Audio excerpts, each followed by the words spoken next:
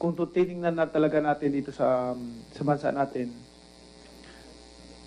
because of ABS-CBN, will inform tayo sa mga kaganapan sa buong bansa natin. Marami tayong nalalaman, na-update sa mga pangyayari. No, doon sa mga tao na sumasaw-saw, kung saan sila papanig, ganyan. Alalahanin nating lahat, sambayan ng Pilipino. Gusto ko maisip ninyo ito na because of ABS-CBN, marami tayong natutunan at na-update tayo palagi sa mga kaganapan sa buong bansa natin. In that way, siguro, dapat tayo magpapasalamat. No?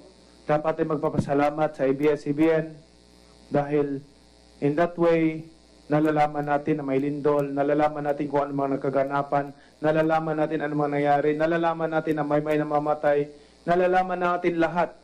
No, hindi natin basta-basta makakalimutan yung nagkakaroon tayo ng knowledge at na-inform tayo.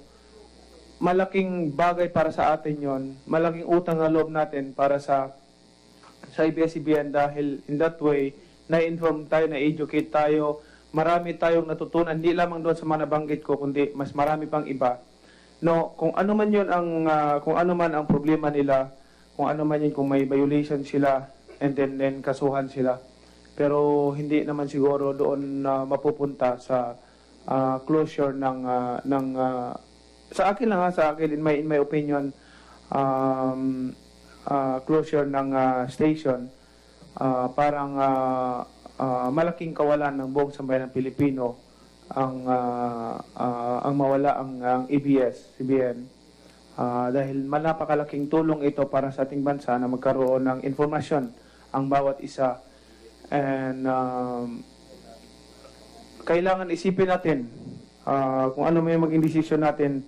Hindi ko pinapangunahan kung ano yung maging desisyon ninyo, pero napaka-importante na may ABS-CBN na nagbibigay ng balita, naghatid ng balita sa buong bansa at nag-inform sa atin sa mga kaganapan dahil hindi naman natin